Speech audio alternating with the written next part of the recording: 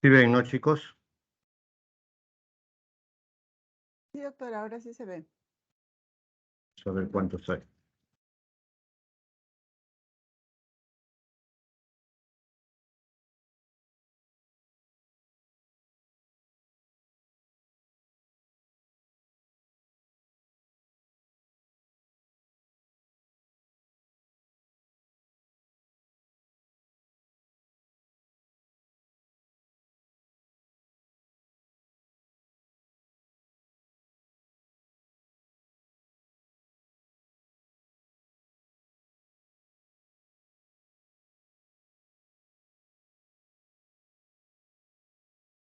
Bueno, el tema de hoy que vamos a desarrollar básicamente van a ser dos temas.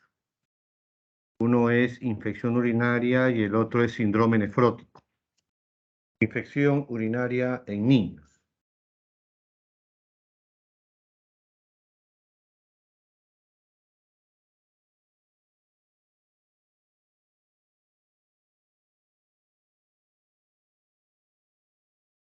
Dando un poquito de tiempo siempre a los chicos.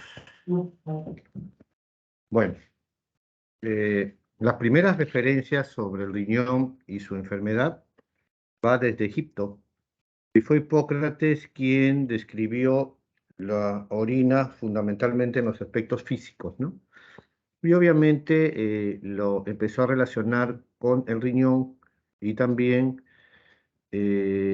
trataba de comparar otros órganos y sistemas, señalando que la orina da una información diagnóstica con la simple inspección. Y eso se traducía fundamentalmente en un riñón enfermo. En el año 84, Escherichs, pediatra alemán, identificó la bacteria que hoy lleva su nombre y en el año 1894 demostró su presencia en pacientes con infección urinaria. ¿Cuál es la agenda que vamos a tocar el día de hoy? ¿Cuáles son las consideraciones de la infección urinaria en niños? Aspectos epidemiológicos, patogénesis, síntomas, interpretar adecuadamente el examen de orina, el urocultivo, cómo hacer un buen diagnóstico, cómo manejar las infecciones, la importancia de la recurrencia y algunas conclusiones importantes también. En ese sentido, debemos definir la infección urinaria como un proceso inflamatorio por un agente infeccioso, que puede ir de bacterias, hongos e inclusive virus. Los síntomas varían desde cuadros leves hasta enfermedades sistémicas comprometiendo el organismo y en unos casos llegar hasta una urosepsis, ¿no? Es importante considerar que la infección urinaria tiene muchas controversias, dada la variabilidad de su presentación y la forma de obtener el diagnóstico, la evaluación correcta y el manejo en los diferentes grupos etarios. Obviamente un recién nacido va a ser muy diferente que un lactante o un preescolar o un escolar o un adolescente. Y fundamentalmente la diferencia varía en la forma de presentación y en el control de esfínteres, como más adelante vamos a ver. Algunas consideraciones previas. La ITU afecta el 2% de niños y 8% de niñas en los primeros 6 años de vida. E. coli es el patógeno predominante. Puede haber puede causar malestar y esto puede llevar al riesgo de inducir daño renal. La ITU febril, las malformaciones y el riesgo de cicatrización renal está potenciado con el factor de recurrencia. Y el diagnóstico apropiado y el tratamiento oportuno va a controlar la resistencia bacteriana y va definitivamente a reducir el riesgo de daño renal permanente, llamado cicatriz o escar. Es en ese sentido que debemos reconocer que el escenario pediátrico es distinto. Hay que considerar la edad, el sexo, la sintomatología, la signología, el antecedente o presencia de malformaciones estructurales o funcionales, el estado nutricional, la inmunosupresión, si coexiste con otra enfermedad, por ejemplo, el síndrome nefrótico que tiene déficit de factor properdina, que está en la vejiga y que evita la adherencia, antibiótico terapia previa, control vesical, miccional y defecatorio. El control miccional tiene una secuencia en años que va desde una evacuación refleja sin control cortical hasta micciones espaciadas recién a partir del primer año. Y es entre los 2 y 3 años donde la continencia ya permite la contracción voluntaria de la musculatura perineal y esfinteriana que el niño empieza ya a pedir. Esto obviamente está vinculado a hábitos miccionales e intestinales adecuados, la ingesta de agua, y obviamente se asume que entre los 2 a 4 años, y en algunos casos hasta los 5 años, ya empieza la secuencia esperada del control voluntario de esfínteres. Sin embargo, hay una secuencia esperada donde se dice que primero se hace el control intestinal nocturno, después el diurno, posteriormente viene el control vesical diurno y luego el control vesical nocturno. Definitivamente que todos los niños no son iguales, definitivamente que hay una variación interindividual e intercultural y para la adquisición del control diurno hay factores familiares, sociales, psicológicos, hereditarios y no olvidar que estamos en una generación donde la presión social es muy alta. Si ustedes tienen un niño que va al nido, todos piden para orinar y ese niño no, definitivamente que la presión social va a ser alta y ese niño, a pesar que no pidió en su casa, va a terminar pidiendo porque el contexto social lo obliga. Epidemiológicamente hablando, ya hemos señalado algunos alcances y lo vamos a repasar. La infección urinaria afecta cerca del 2% de niñas y el 8.4% de niños y 8.4% de niñas menores de 7. Recordar que los neonatos tienen 2 veces más riesgos, particularmente en los varones, que la forma de presentación en neonatos es hematógena, mientras que en niños mayores va a ser por vía ascendente, incluyendo gram negativos, bacterias, virus y hongos. Un virus puede dar infección urinaria, adenovirus, enterovirus, Coxsackie y ecovirus. ¿Cómo da la infección urinaria el virus? Básicamente como una cistitis hemorrágica. Solo compromete la vía urinaria inferior. Los hongos se pueden comprometer tanto la vía urinaria alta como baja.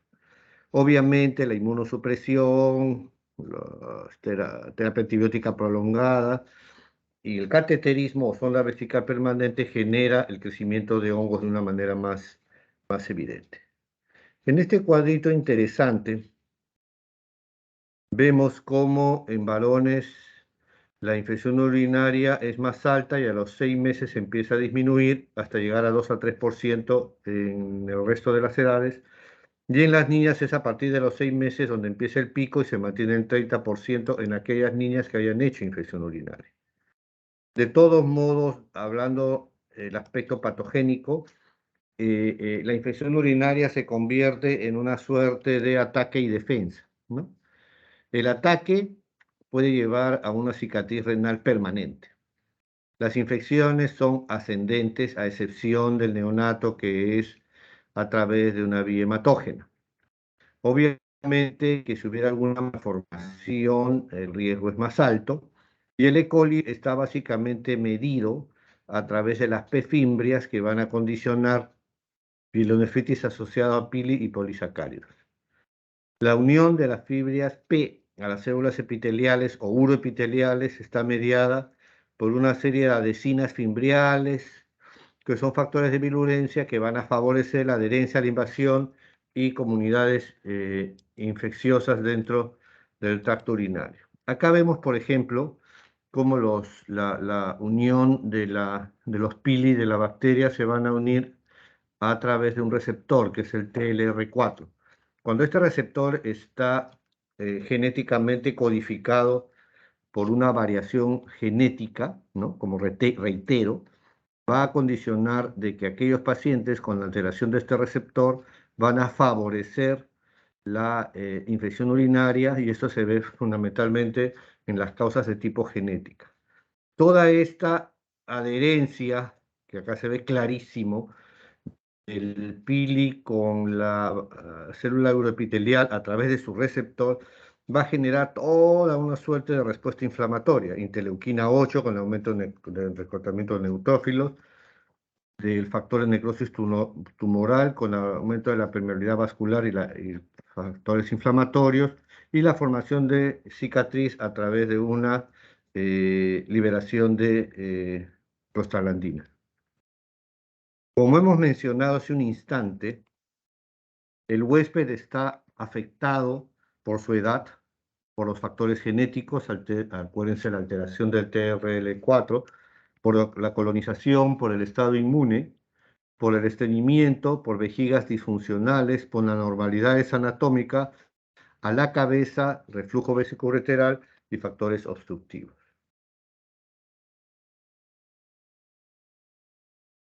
Siguiendo con algunos aspectos importantes, la infección urinaria siempre va a buscar identificar síntomas y la fiebre está por encima de todo en la infección urinaria alta, llamada también pielonefritis, y la cistitis tiene una cadena de síntomas conocidos como disuria, polaquiuria, tenesmo, incontinencia y no necesariamente va la fiebre. Y es importante esta clasificación que hace NICE ya muchos años, donde divide a los niños con ITU probable en tres grupos: los menores de 3 meses, los 3 meses hasta antes que pidan para orinar, que le llaman preverbal, y aquellos que ya piden para miccionar, que le llaman la etapa verbal. Si ustedes se dan cuenta, cuando no pide para orinar, los síntomas inespecíficos y a la cabeza la fiebre van a aparecer. Y ahí hay una cadena de más frecuente y menos frecuente, y en el menos frecuente puede ser de todo, ¿no? De dolor abdominal, hematura, orinas de mal olor, irritabilidad, letargia, falta de crecimiento. Y ya en la etapa donde pide para orinar se diferencia mucho mejor la frecuencia de la disuria, ¿no? O sea, para la cluria, la disuria y el tenesmo. Y obviamente acá podría haber también fiebre, malestar, vómitos y cambios en las características físicas de la orina. Eso no quita que tengamos dos grupos de pacientes de alto riesgo. Pacientes de alto riesgo, repito. ITU recurrente, 2 o más episodios de ITU con pielonefritis o un episodio de ITU con pielonefritis y uno con un episodio de cistitis o 3 o más episodios de cistitis. También se considera ITU recurrente, 2 episodios en 6 meses y 3 o 4 episodios en un año. La ITU atípica es otro tema complicado. El médico tiene que estar atento.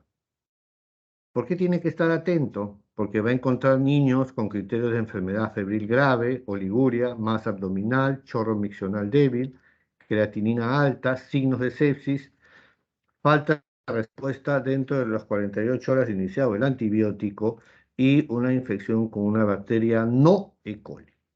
Entonces, ese no E. coli es lo que tiene que estar bien grabado en la mente del clínico.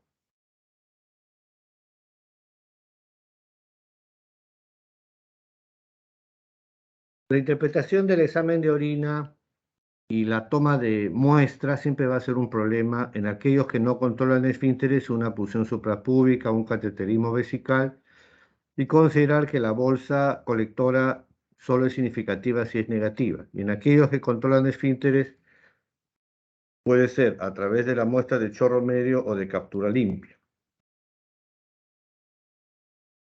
Remarcar que la bacteria más frecuente es la E. coli en el 90% de los casos de ITU no complicada, y los serotipos que se señalan ahí son los responsables del 80%, ¿no? 1, 2, 4, 6, 18, 25, 50 y 75. Otras bacterias, Klebsiella proteus, Enterobacter, Enterococcus, Pseudomonas y otros, hace un par de días vi una Morganella morgani, y cualquier bacteria no E. coli es llamada ITU atípica, por favor, no lo olviden.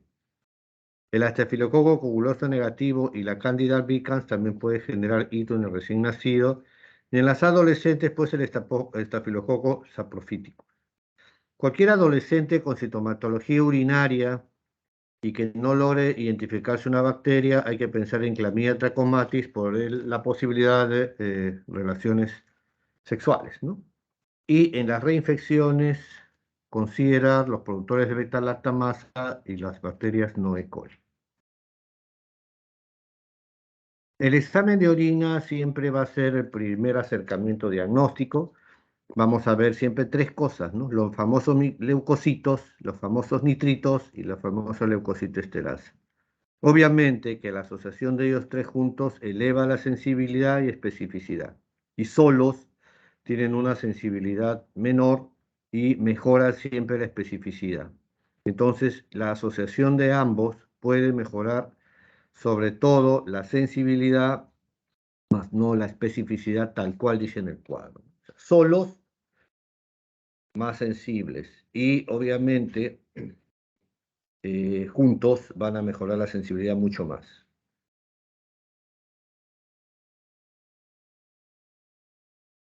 Siempre el nitrito es considerado más preciso.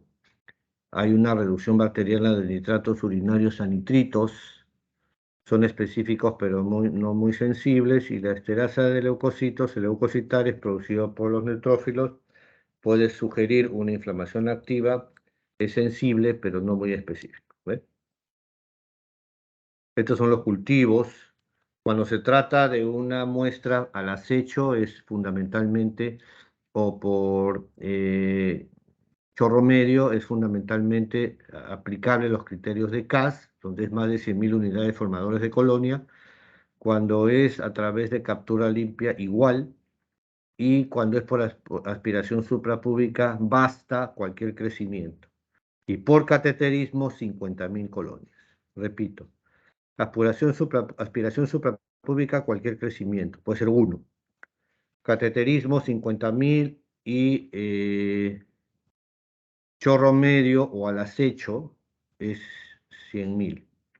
¿Qué es al acecho? Es un niño que uno le hace la higiene previa y está con el frasco pendiente que orine, recordando que la vejiga se llena cada 2 o 3 horas, lo que significa que si el niño orinó, es absurdo que yo esté ahí esperando al acecho porque no va a orinar hasta en 2 o 3 horas, ¿correcto? ¿Cuáles son los biomarcadores y cuál es la importancia? Los biomarcadores pueden identificar infección urinaria recurrente, el factor de incremento de los granulocitos, de la colonia de macrófagos, interleuquina 5, inmunoglobulinas G, M y A, y disminuye el factor, la vitamina D, el factor específico prostático, ¿no? En el caso de los marcadores biurinarios están bajos fundamentalmente el factor de crecimiento de nervios, el N-gal, y está aumentada la interleuquina 8. Estos son los terrenos donde nos vamos a mover, ¿no? Puede ser una vesicostomía, puede ser una bolsa colectora, una punción suprapúbica, un cateterismo, y estas son las famosas bolsas colectoras, ¿no? Que deben cambiarse cada 20 minutos o cada 30 minutos. Acá esta imagen lo que trata de remarcar es de que no necesariamente es imprescindible la primera muestra de orina. El niño puede tomar una muestra de orina en cualquier momento. ¿Y cuál sería la observación? Que para la muestra de orina no pueden tomar demasiada agua porque si no va a salir la orina diluida y podría dar un falso negativo. Esta señora, miren, la botellaza que le había llevado a la niña para que tome agua y orine, y obviamente que iba a salir una muestra no confiable. Recordar que la cinta reactiva tiene falsos positivos y falsos negativos. Por ejemplo, puede aparecer sangre si el paciente está deshidratado, ha hecho ejercicio, puede haber hemoglobinuria. Recordar que puede haber falso por el ciclo menstrual, preguntar en las adolescentes o mioglobinuria, ¿no? Y la leucocitoesterasa y tanto los nitritos también pueden verse afectados por contaminación, ¿no? Entonces ahí vemos una serie de falsos positivos y falsos negativos que hay que tomar en cuenta. Este cuadro trata de agrupar características específicas de la pielonefritis y de la cistitis, ¿no?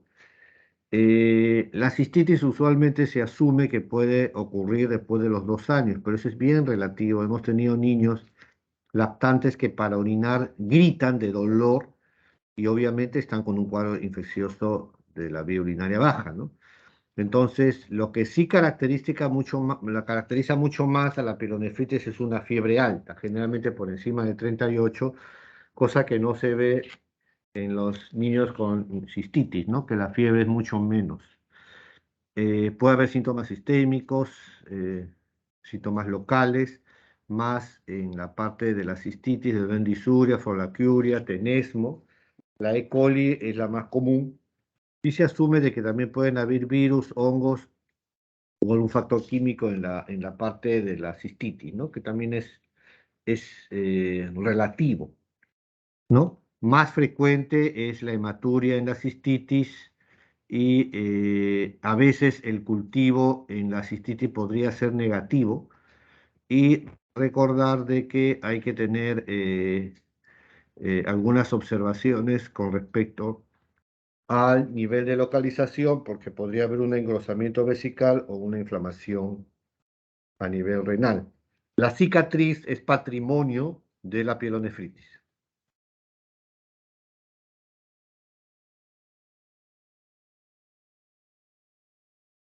¿Cómo debiéramos hacer el estudio?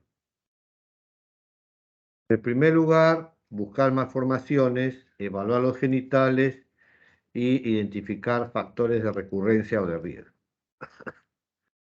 Los estudios por imágenes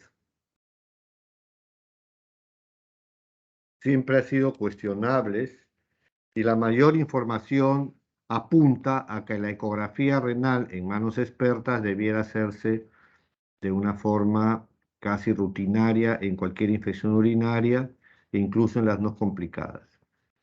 Sin embargo, hay una serie, simplemente este cuadro es para ver la cantidad de guías, ¿no? De la NICE, de la Academia Americana de Pediatría. La NICE es del Reino Unido, de la Academia Canadiense, de la Sociedad Europea de Pediatría, de la Urología, de la Española, es decir, cada institución, cada país, cada departamento, cada área. Obviamente no podemos comparar la ITU de una UCI con la ITU de una ambulatoria o la ITU de un nivel de complicación menor como es un área de hospitalización, ¿no?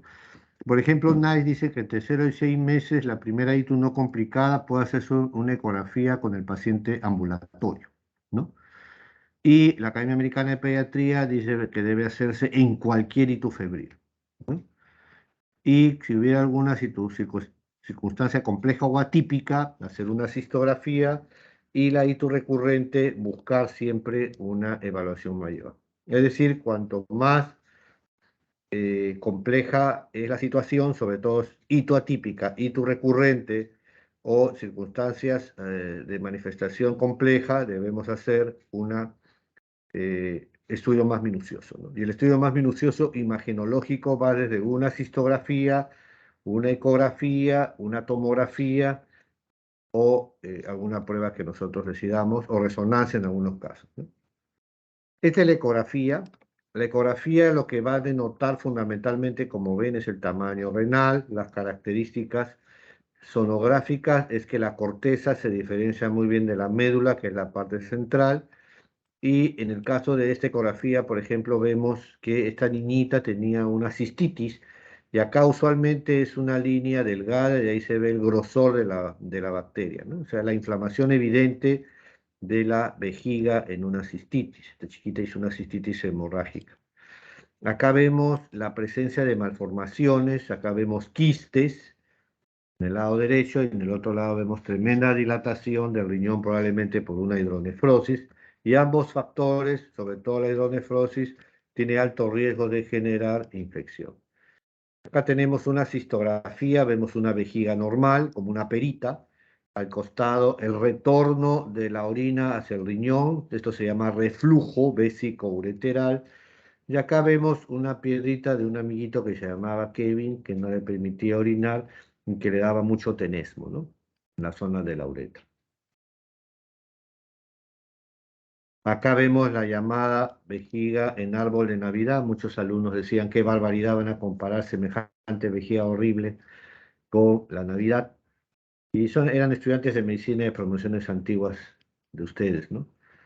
que me dijeron de que efectivamente se ve como si fuera un árbol de Navidad, pero no deberíamos la peor comparación con la Navidad, me decían.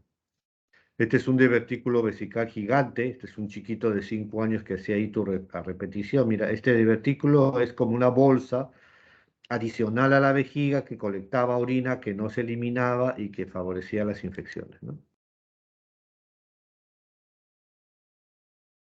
Acá tenemos unas piedrotas, una litiasis vesical, miren,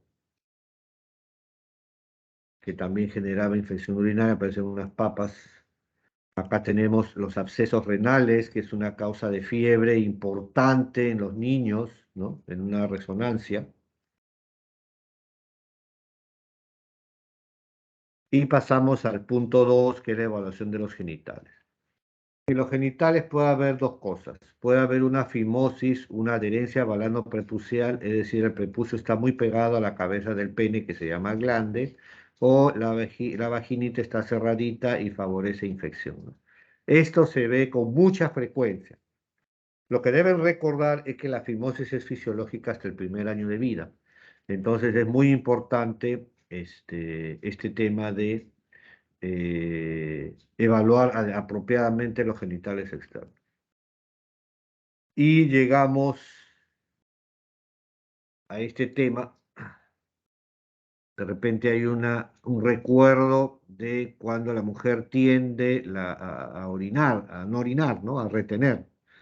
Entonces, entre los factores de recurrencia o de riesgo para continuar con una infección urinaria están los malos hábitos de micción, los malos hábitos de higiene, las malformaciones congénitas, la vulvovaginitis, el estreñimiento, la encopresis, la obesidad que no permite una higiene adecuada al flujo vaginal, la incontinencia, la enuresis, los tratamientos previos, aquellos patrones en los cuales el niño ha sido instrumentado, la susceptibilidad antimicrobiana y las citus previas y el manejo adecuado. Obviamente, si ha recibido antibióticos previos, pues tiene alto riesgo de recaer y que la sensibilidad sea distinta.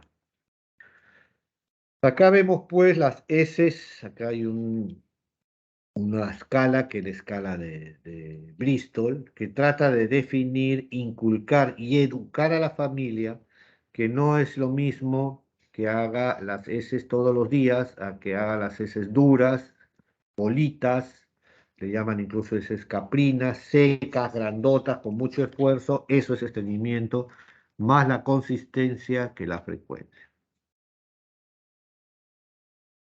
Y acá vemos en un gráfico todos los aspectos que tenemos que ir consolidando como una suerte de lluvia de ideas, ¿no?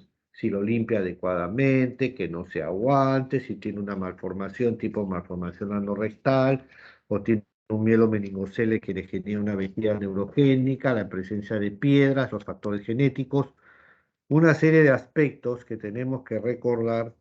¿Y para qué sirve la gamografía renal con DEMSA?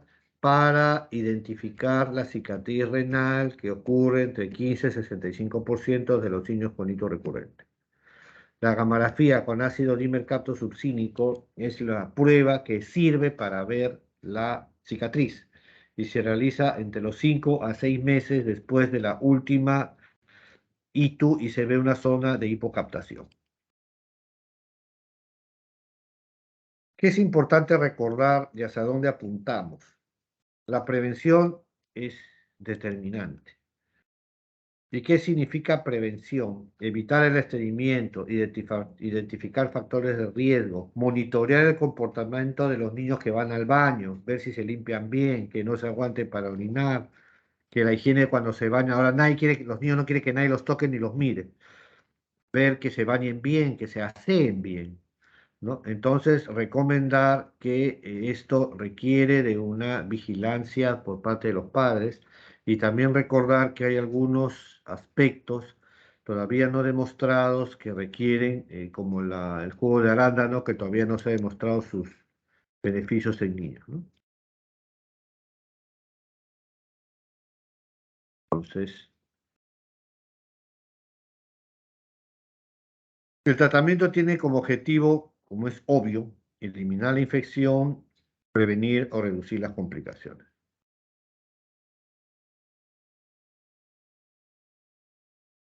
Y obviamente, en el tratamiento, eliminar la infección significa elección de un antimicrobiano apropiado basado en el antibiograma, evaluar la posibilidad en aquellos que no tienen fiebre de una cefalosporina de primera o la nitrofurantoína, recordando que la nitrofurantoína no se puede utilizar el primer mes de vida por competencia con la bilirrubina. Y recordar que la sensibilidad depende de la zona. En Perú, la amoxicilina y las sulfas no funcionan para la infección urinaria. Algunos aspectos ya finales a considerar. La fiebre se resuelve en el 68% de los niños en 24 horas y en el 92% en las 72 horas. Si la fiebre dura más de 3 días, pensar en absceso renal. El tratamiento debe iniciarse dentro de las 48 horas de iniciado el proceso de fiebre para reducir el riesgo de cicatriz renal. El tiempo de tratamiento dura de 7 a 10 días, podría ir a 14, y los tiempos de tratamiento de 7 días es recomendado solo en cistitis. En pielonefritis va de 7 a 14. Y otro aspecto importante es recordar que una terapia antibiótica parenteral puede ser tan segura como una terapia oral, considerando de que debemos garantizar la adherencia al tratamiento, es decir, el cumplimiento del mismo. Algunas dosis de medicamentos. Los lactantes pues se utiliza ampiceftazona porque todo el lactante menor de 3 meses es una sepsis hasta demostrar lo contrario. La dosis de la Genta, de 5 a 7,5, de cefotaxima 150, amoxi no usamos en Perú, amoxiclavulánico 40 por kilo, cefixima 8 por kilo.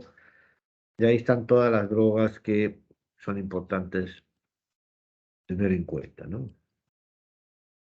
¿Qué podríamos concluir? Una buena evaluación clínica complementada con resultados de laboratorio en orina no contaminada es esencial para el diagnóstico preciso de hito en niños. La ecografía renal se recomienda después de la primera infección urinaria en niños más pequeños y en hito recurrente en niños mayores. La mayoría de los niños con primera hito febril no necesita la cistografía. Recuerden que la cistografía tiene dos características que hay que recordar. Es invasiva, hay que hacer poniendo una sonda y tiene alta radiación, ¿no? Entonces es importante recordar ese aspecto. Una cistografía temprana puede ser en algunos pacientes adecuada. El tratamiento antibiótico pronto reduce la morbilidad y el riesgo de cicatriz.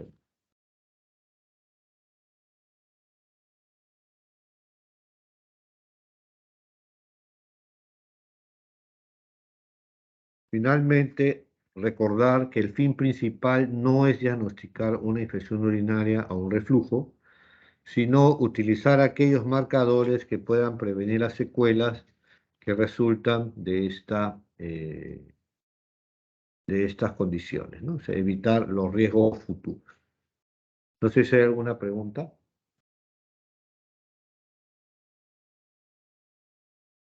Buenos días, doctor. Sí, doctor, buenos días. Como tratamiento empírico al inicio, antes de hasta obtener el urocultivo, ¿cómo lo podríamos valorar? Hay mucha discusión. Si el paciente está en condiciones, según su evaluación clínica, de utilizar una antibiótica o vía oral, puede utilizar una cefalosporina de primera o amoxicilina clavulánico. Si decide la vía parenteral, puede utilizar amicacina o ceftriaxona. La diferencia de utilizar amicacina es que debe tener una uricreatinina previa, porque la amicacina es nefrotóxica. Entonces, ese sería las primeras sugerencias. El otro aspecto es que hay algunos estudios que están cuestionando el uso de cefalexina y se orientan más a amoxicilina. Pero en nuestro país la amoxicilina no tiene una buena llegada para gram negativos, por lo tanto no es recomendable, ¿no? Lo que sí tiene usted que tener en cuenta es de que usted tiene dos momentos para tratar. El momento cuando tiene el antibiograma en su mano y escoge el antibiótico con precisión y el tiempo empírico. Entonces, la pregunta va dirigida al tiempo empírico, lo que significa que está más dirigida a utilizar la vía oral, como le he señalado, o la vía parenteral con los dos antibióticos, amikacina y ceftriaxona, pero recordando de que eso es un tratamiento empírico que tiene que reevaluarse lo antes posible. El otro aspecto es de que los estudios dicen que una vez que el paciente ya recuperó, en el caso que el componente sea sistémico, es decir, que haya estado con fiebre, vómito, diarrea, malestar general, etcétera, etcétera, puede pasar a la vía oral sin ningún problema lo antes posible. Gracias por la doctor. pregunta. Sí, muchas gracias, doctor. Gracias también. ¿Alguna otra pregunta? Bueno, entonces podríamos pasar a la segunda charla.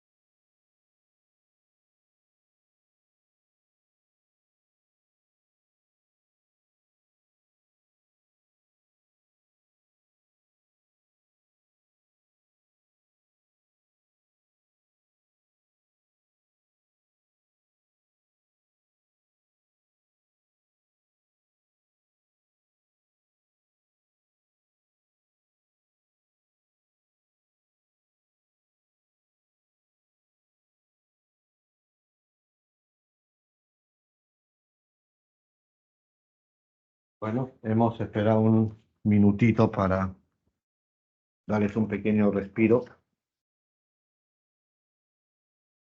La otra clase que me toca desarrollar con ustedes es el síndrome nefrótico infantil.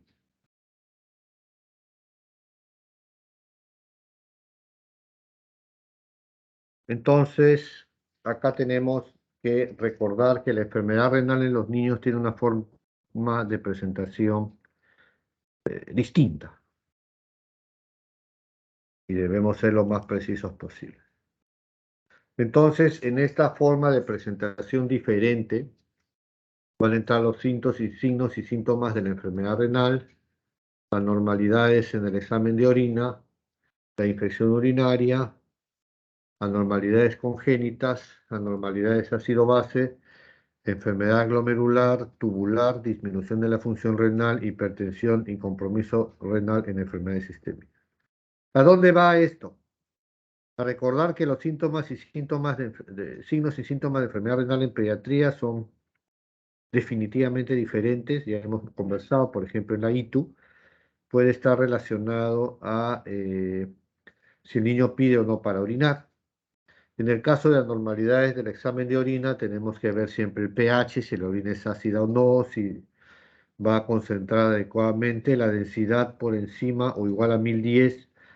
Perdón, 1010 es isostenuria, no es normal, menor de 1010 es hipostenuria, no es normal, y por encima de 1011 ya es una densidad normal.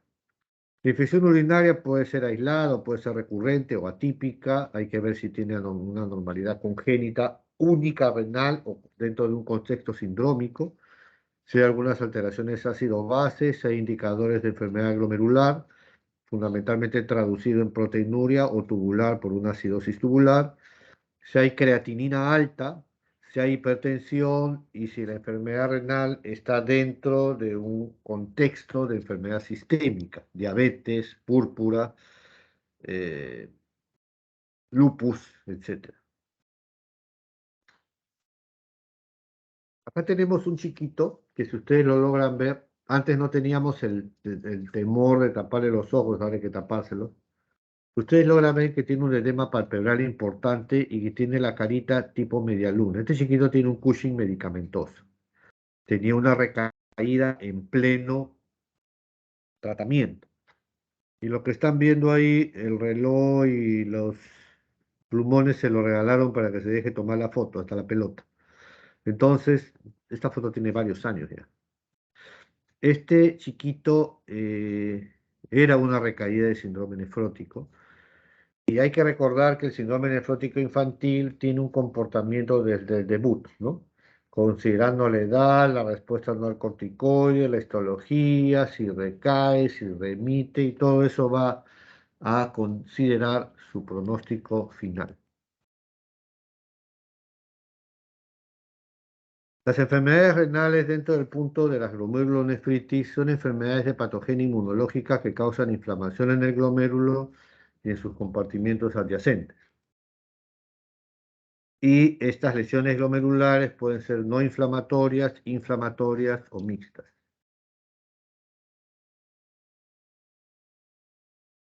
Las lesiones no inflamatorias, consideradas como nefróticas y no asociadas a cilindros, originan una fuga a través de la membrana basal glomerular lesionada y van a generar la eliminación de proteinuria.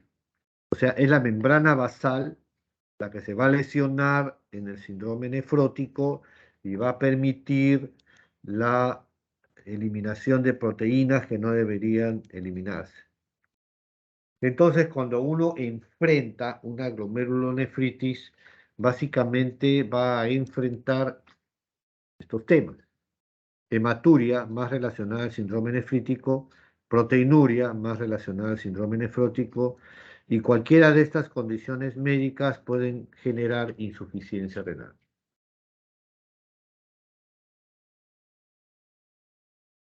La incidencia de glomerulonefritis en adultos es de 0.2 a 2.5 por 100.000 por año y en niños es de 0.1 por 100.000 por año.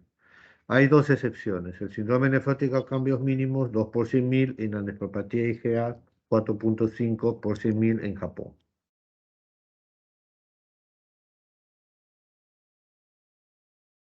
El síndrome nefrótico afecta a 16 por 100.000 niños, tiene una incidencia de 1 a 2 por 100.000 niños menores de 16 años. Es una relación 2 a 1 hombres-mujeres y en adolescentes y adultos la proporción es similar. La forma de presentación más frecuente del síndrome nefrótico se llama lesión a cambios mínimos y ocurre generalmente entre los 2 a 7 años o entre los 2 a 10 años, dependiendo de la estadística local. Este chiquito,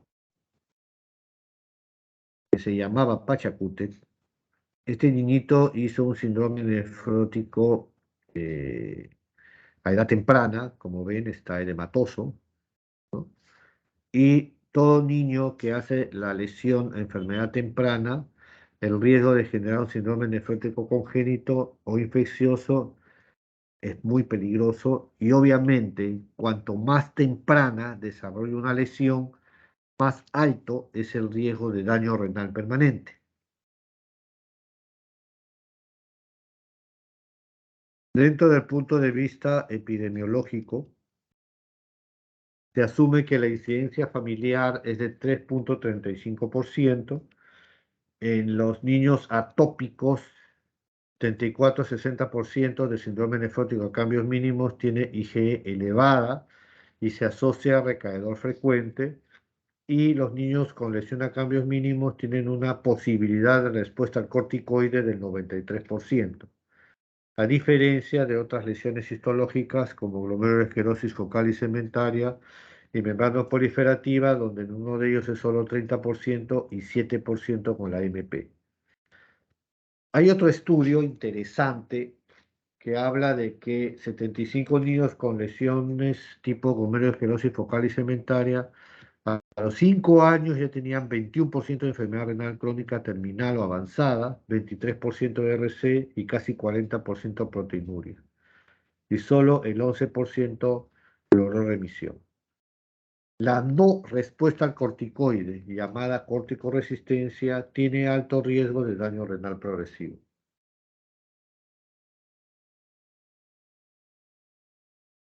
Acá este cuadro trata de diferenciar un aspecto muy claro, ¿no? Cuanto más se acerca el daño renal a un síndrome nefrótico, la posibilidad de mejor respuesta es alta. Por ejemplo, la enfermedad de cambios mínimos sin componente nefrítico tiene mejor pronóstico, obviamente, que las otras lesiones histológicas. Y conforme la lesión histológica es más nefrítica, su pronóstico es peor.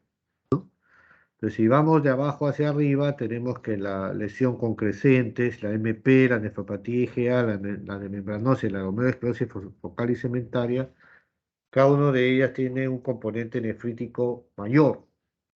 Y obviamente aquella lesión renal que debe recordar en pregrado con crecientes, el riesgo es mucho más alto de problemas.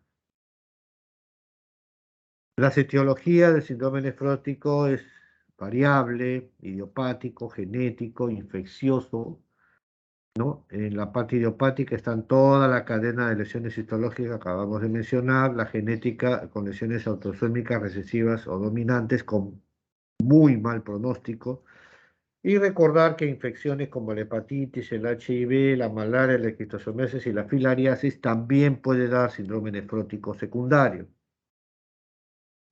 También está asociado, como hemos dicho, a enfermedades sistémicas tipo lupus, diabetes, sarcoidosis o púrpura, enfermedades metabólicas, leucemia, linfoma. Se dice que el síndrome nefrótico asociado a cáncer tiene buen pronóstico. Drogas, los AINES, las sales de oro, el interferón, el pamidronato, las sales de mercurio, etcétera, pueden dar, y obviamente también un tipo de lesión relacionado a la obesidad. La obesidad también genera lesión de glomerulosclerosis focal y cementaria. Entonces, las enfermedades glomerulares primarias asociadas al síndrome nefrótico están ahí clasificadas, también les llaman idiopáticas, arrancando para lesiones glomerulares mínimas, seguida por la focal y cementaria, las lesiones mesangiales, la colapsante, la membrana proliferativa y la endo o extracapilar focal y difusa. Dentro de la patogénesis, ahí describimos parte de las alteraciones, ¿no? Hay un trastorno celular que altera la inmunidad innata y adquirida, cambios morfológicos en los podocitos. Ahora todo es podocitopatía, ¿no? Con edema, retracción y extensión de los procesos podálicos, formación de vacuolas, alteración de los poros, alteración de la carga de la membrana basal glomerular y desprendimiento de estos podocitos y podocitopenia que van a alterar definitivamente la estructura de la nefrona, además de describirse algún grupo de mutación de genes que van a codificar la nefrina. Entonces, ahí pueden ver en ultramicroscopía cómo debieran verse los podocitos normales y cómo se ven edematizados cuando hay injuria podocitaria, ¿no? Totalmente una alteración de la forma o una alteración morfológica evidente. Insistimos en lo que es la injuria podocitaria, porque la injuria a los podocitos genera la apoptosis o muerte celular programada. Esto lleva a un desprendimiento o falta de proliferación celular, podocitopenia y obviamente a la larga esclerosis glomerular. La falta de proliferación es secundaria a un incremento de los niveles de los inhibidores CDKP21, P27 y P57, ¿no? Entonces la apoptosis, el deterioro y la falta de proliferación conduce a podocitopenia o recuperación de esto lo lleva a la esclerosis glomerular y eso es muy malo, ¿no? Entonces, recordar que la injuria podocitaria, la podocitopatía, tiene altas repercusiones sobre el riñón. Acá para tratar de recordar que el edema tiene básicamente dos condiciones que debiéramos recordar, ¿no? La proteinuria masiva lleva a hipovoluminemia, reducción de la presión oncótica, alteración o escape al compartimento extravascular, depresión de volumen y una cascada inflamatoria con liberación de ADH, activación del sistema renina-angiotensina, sistema nervioso simpático o péptido alfa-natriurético. La consecuencia de toda esta cadena que empieza con una proteinuria masiva va a condicionar retención anormal de sal y agua y edema. Por eso debiera restringirse la sal en todo nefrótico. El otro tema es la resistencia al péptido altal natriurético, ¿no? Y la alteración de la reabsorción tubular de agua y sodio. Y esto va a expandir el intravascular, incrementar la presión hidrostática y también el edema. En ambos casos, lo que finalmente conduce es a una alteración del intravascular, que es parte del extracelular, y obviamente al mal manejo del enfermo renal nefrótico del agua y la sal. ¿Cómo debemos enfocar el síndrome nefrótico? ¿Cómo debiéramos verlo?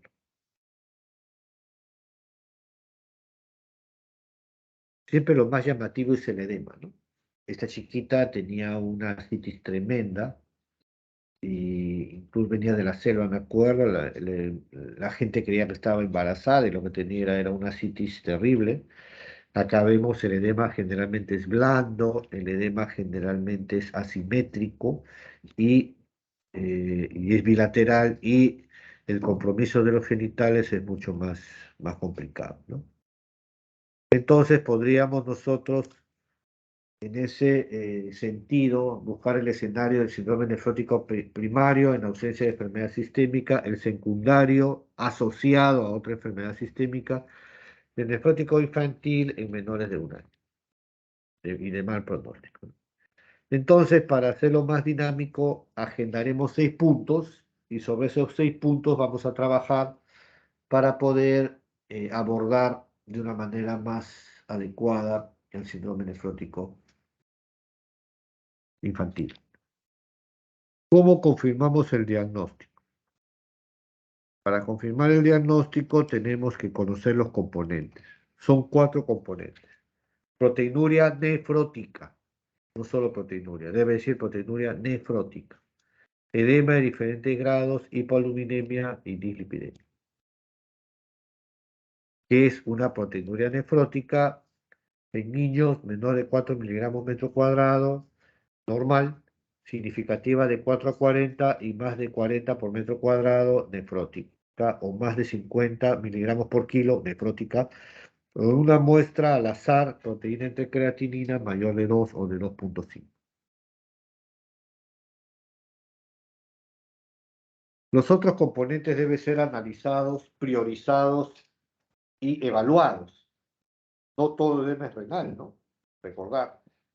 Y la proteinuria hay que determinar si es severa. ¿Cuándo es severa? Cuando es nefrótica. También los otros componentes, una hipoaluminemia de 2,5, un colesterol por encima de 300, también son consideraciones importantes de considerar.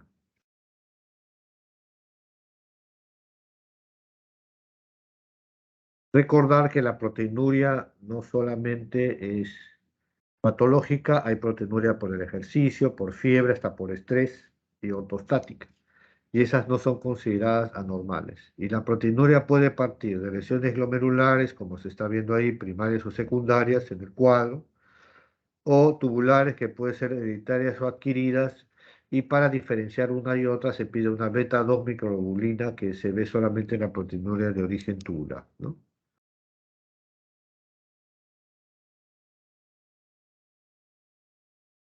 ¿Cómo debiéramos enfocar los aspectos clínicos? La enfermedad se caracteriza por un inicio brusco, generalmente por un cuadro respiratorio alto previo.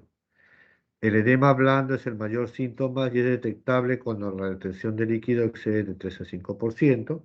Generalmente es periodontario y descendente, ¿no? Puede involucrar escroto o pene o también la vulva, y puede generar una ascitis cuando hay derrame pleural, ¿no? Edema escrotal o vulvar, esta ascitis, derrame pleural, congestión pulmonar y edema vulvar o escrotal, ya estaríamos hablando de lo que sabemos todos que se llama anasal.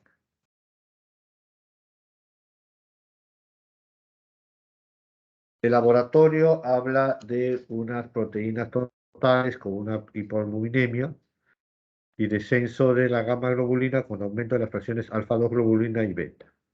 Hay dislipidemia con hipercolesterolemia, hipocalcemia, hipocomplementemia, ya habla de daño mayor, y recordar de que la hipocalcemia podría no ser real porque está unida a las proteínas, y recordar que esta enfermedad causa con hipoalbuminemia o hipoproteinemia. Entonces es más preciso el calcio iónico. También puede haber triglicéridos incrementados, ¿no? En orina, la clásica orina espumosa, que puede verse a través de la cinta reactiva, a través de la prueba del ácido sulfosalicílico, recordando que la proteinuria selectiva albúmina, más del 85%, orienta mucho más a la posibilidad de lesiones a cambios mínimos. Ahorita vamos a ver. No se ve acá. A esta orina se le echa un ácido que se llama ácido sulfosalicílico y las proteínas lo hacen precipitar, ahí lo ven como blanco. Esto significa que esta orina tiene proteínas, es una prueba física. Acá también físicamente vemos un montón de espuma, también puede sugerir la presencia de proteinuria. Pero lo más exacto es que se haga en una medición de 24 horas o orina al azar. Siempre cuando uno ve que el riñón está afectado, hay que ver si el riñón tiene características normales, por eso la ecografía es de mucha ayuda. Y la radiografía de tórax para ver si hay congestión o derrame, ¿no? Es parte de la lesión, del estudio de la lesión renal. ¿Es una lesión a cambios mínimos? Es la otra pregunta. Entonces hay que ver la edad de presentación. Ya hemos dicho que de 2 a 7 o de 2 a 10 es más frecuente la lesión a cambios mínimos. Hay que ver si tiene los 4 componentes nefróticos o tiene un componente nefrítico. Por ejemplo, si tiene hematuria macroscópica, es nefrítica, entonces es poco probable que sea una lesión a cambios mínimos. Si tiene una creatinina alta, entonces más se trata de un crónico. Buscar malformaciones y cómo se comporta la enfermedad en su debut es muy importante. Entonces, la edad de presentación, acá tenemos un bebito, acá tenemos unos niños entre 2 a 7 o 2 a 10 años, acá tenemos un adolescente, y los adolescentes generalmente son propensos a hacer síndromes nefróticos secundarios, ¿no? Hay componentes no propios del síndrome a cambios mínimos, entonces, ¿cuáles son las lesiones que tenemos o las consideraciones que tenemos que tener? Niños menores de 1 año o mayores de 10, que tengan artritis, rash, anemia, glucosuria, hematuria, hemoglobinuria, hipertensión persistente, insuficiencia renal, complemento bajo, hematuria macroscópica, no selectividad al proteinograma o alguna enfermedad renal crónica, no son propios del síndrome a cambios mínimos. Entonces ahí hay una cadena de temas que tienen que recordar y retener a la hora de evaluar un paciente que no es tributario de pensar que se trata de una lesión a cambio. ¿De acuerdo?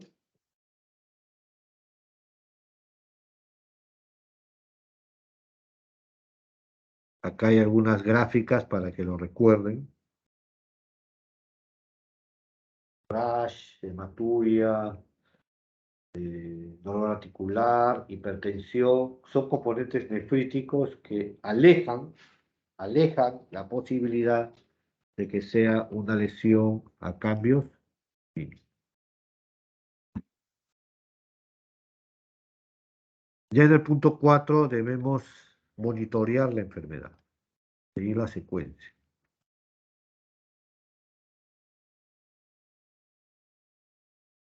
Entonces acá hay que establecer el diagnóstico, cuándo empezó la enfermedad, si respondió al tratamiento, si respondió al diurético, si es un debutante, un recaedor o ha remitido.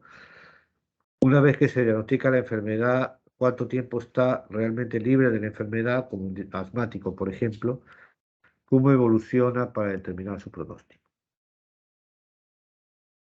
Hay algunos puntos controversiales que vamos a conversar, ¿no? Depende cómo lo ven, uno ve 6, uno ve 9, depende de dónde se pare.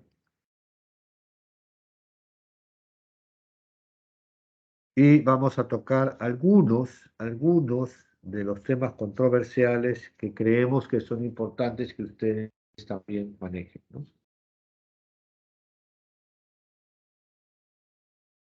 Entonces, recordar que el diurético tiene la posibilidad de reducir el edema, pero también es nefrotóxico y para que tenga un efecto real, el agua debe estar en el intravascular y no en el intersticial. Y se ha visto que asociado a albúmina tiene una respuesta buena, pero aún es controversial. Con respecto a la trombosis, no hay ningún estudio que requiera la utilización controlada, estudios controlados de antiplaquetarios, heparina o warfarina y movilizar al niño sería la mejor medida.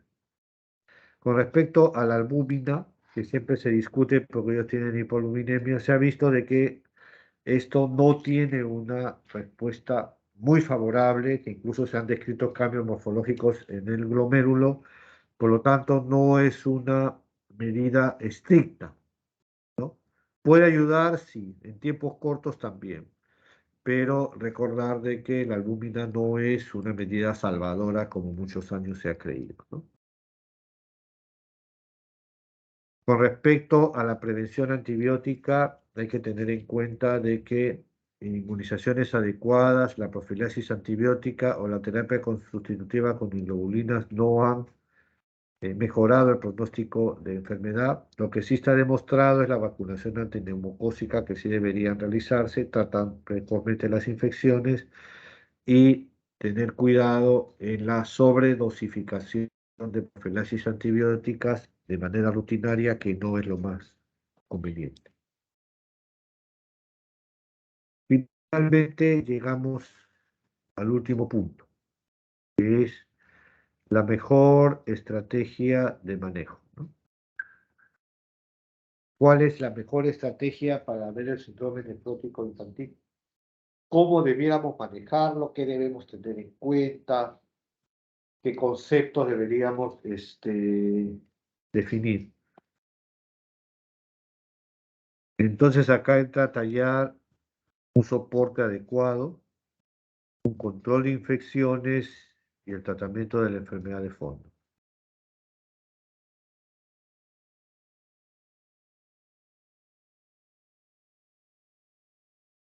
Entonces, el soporte adecuado va de la mano con la restricción hídrica al 50% por gasto calórico. Gradualmente es una restricción hecha por algunos temas empíricos de inicio, una dieta sin sal o con proteínas con hiposódica, proteínas 1 gramo por kilo, buscando la relación calorías por proteínas entre 10 a 15%, y obviamente hacer un estudio muy individualizado de las alteraciones laboratoriales, ¿no?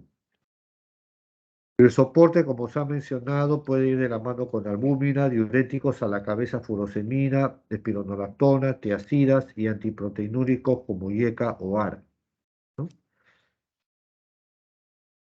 Controlar las infecciones es otra de los puntos importantes porque son niños inmunosuprimidos, tanto de la inmunidad celular o humoral.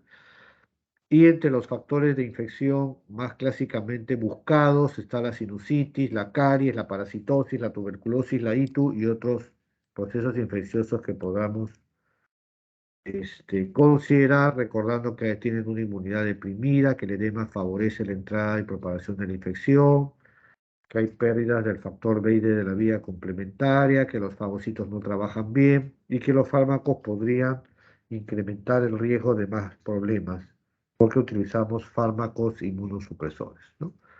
Ahí tenemos sinusitis, tuberculosis, derrame. Este chiquito tenía una tinea capitis, por lo tanto nunca respondía bien. Y entramos a tallar ya en lo que es el tratamiento de la enfermedad de fondo.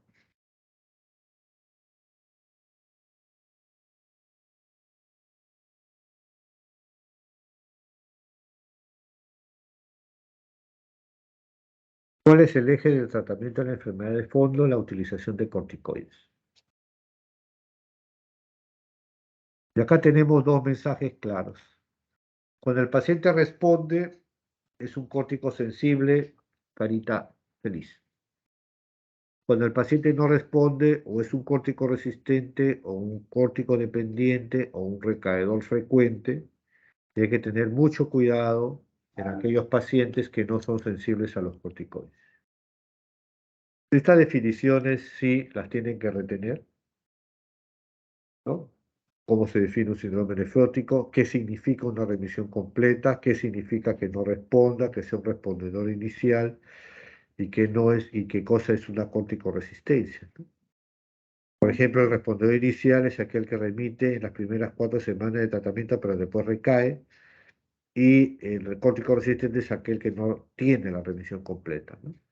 Entonces, es muy importante considerar todos los conceptos que mencionamos ahí para que a la hora de afrontar el síndrome nefrótico tengamos realmente una conceptualización importante.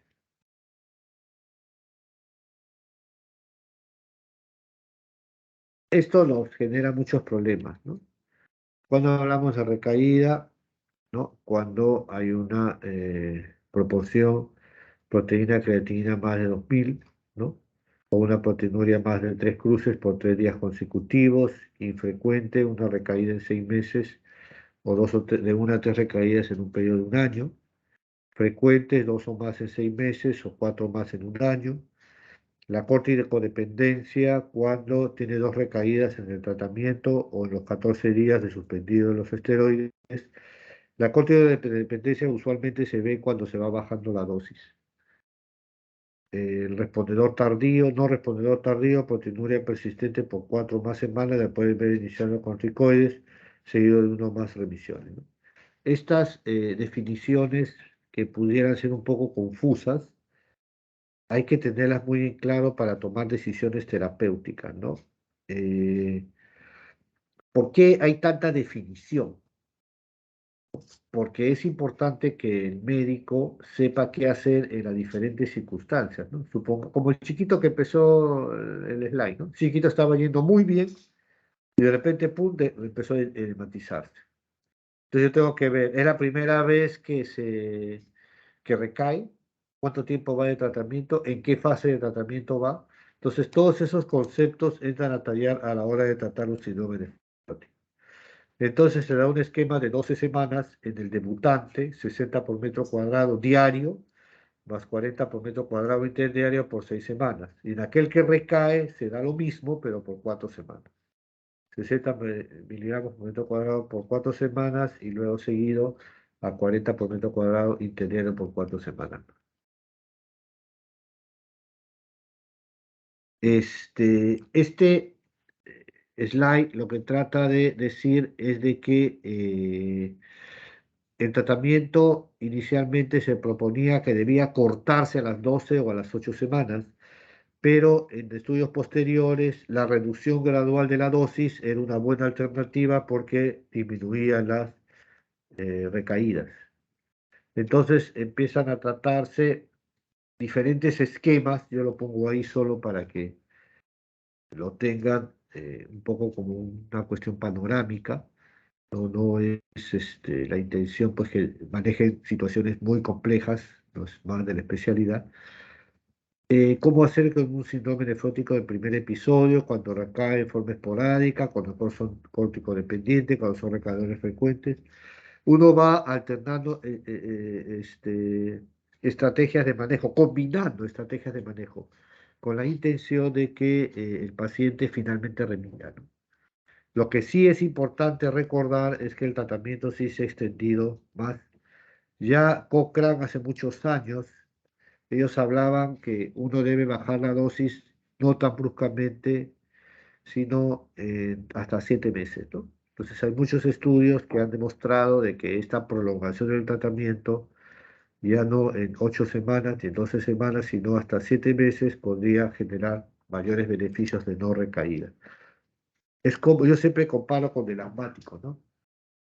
¿Qué les interesa a ustedes? Que el asmático no recaiga, ¿no? Que no termine en emergencia todos los días con crisis asmática.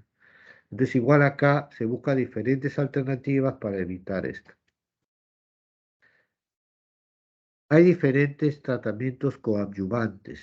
No solamente nos basamos en el corticoide, se puede asociar corticoide con diferentes inmunosupresores, ¿no? Tenemos ciclosporina, micofenolato, ciclofosfamida, pulsos de metilprednisolona, pulsos de ciclofosfamida, y todo depende de en qué momento podemos ver al paciente y cómo reforzar el tratamiento, ¿no? Y simplemente para que lo tengan parte de la historia del manejo de estos pacientes. ¿Cuándo debiéramos biopsiar? Cuando hay sospecha de secundarismo, corticoresistencia, corticodependencia o recaedor frecuente, enfermedad rápidamente progresiva, debutante, hematuria macroscópica, hipertensión, glucosura, hipocomplementemia y previo al uso de otros inmunosupresores. En otras palabras, el paciente que no responde, que es muy pequeño o es un adolescente o tiene un componente nefrítico dentro del síndrome nefrótico, ¿no? Y cuando hablamos de enfermedad rápidamente progresiva, estamos hablando pues, de un chico que empieza con la creatinina que no se controla. Entonces, hay que biopsiar. Acá simplemente para, por eso tiene un círculo ahí, dice, cambios mínimos, morfología normal. Actualmente discutible, porque se dice de que la lesión a cambios mínimos es la llamada previa a una lesión futura, porque el daño está hecho en el podocito y el podocito no se recupera. Y como la lesión focal y segmentaria habla de una cadena, ¿no?, de lesiones a nivel del tubuli, de alteraciones en la cápsula de Bowman, alinosis, células grasas, hipertrofia de los podocitos, etcétera. O sea, conforme ya tenga necesidad del componente nefrítico, la biopsia va a traducir mayor posibilidad de daño, ¿no? Estos chicos debieran vacunarse, recordando de que la vacunación más segura es la neumococo, ¿no? Y deberían utilizar virus que no sean dentro de los que serían inactivados, ¿no? Porque si no puede la inmunosupresión, los virus vivos pueden generar problemas, ¿no?, en estos chicos inmunosuprimidos. Entonces hay que evitar, hay que seleccionar bien qué tipo de vacunas podríamos. Hay que seguirlos, hay que tener cuidado, una evaluación ambulatoria, ver cómo va la presión, cómo va el edema, cómo va la proteinuria, cómo va la creatinina, cómo va la urea, cómo va el perfil lipídico. O sea, tiene que tener una suerte de seguimiento minucioso, ¿no? Y en ese seguimiento está pues el tema de la respuesta al tratamiento y la necesidad de continuar no con antiproteinúricos, ¿no? Son pacientes complejos, son pacientes que se cronifican y hay que estarlos vigilando constantemente, ¿no?, eliminando también todo riesgo de infección. Bueno, no sé si hay alguna pregunta.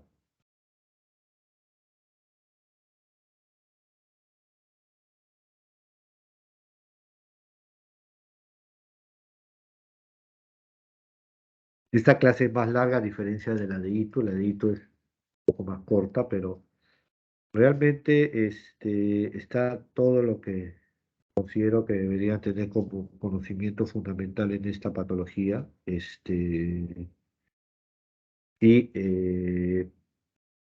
es importante reconocer al síndrome nefrótico y lo más importante es estudiar la posibilidad de que en qué momento el paciente estaría más comprometido y con más riesgo de problemas, ¿no? No sé si hay alguna pregunta. Bueno, chicos, les agradezco su atención, su madrugada. Bueno, madrugamos todos. Y bueno, el examen, lo de bueno es que no ha habido desaprobados y espero que eso les ayude para superar el primer examen, que tenía entendido que estaba medio crítico. Sigan estudiando, mejorando cada día y ya nos veremos, creo, pasado mañana para las otras clases. Que tengan buen día. Muchas gracias, doctor. Buenos días. Hasta luego, buenos días. Gracias, doctor. Que les vaya Gracias, bien, doctor. que les Hasta vaya luego. muy bien. Hasta luego.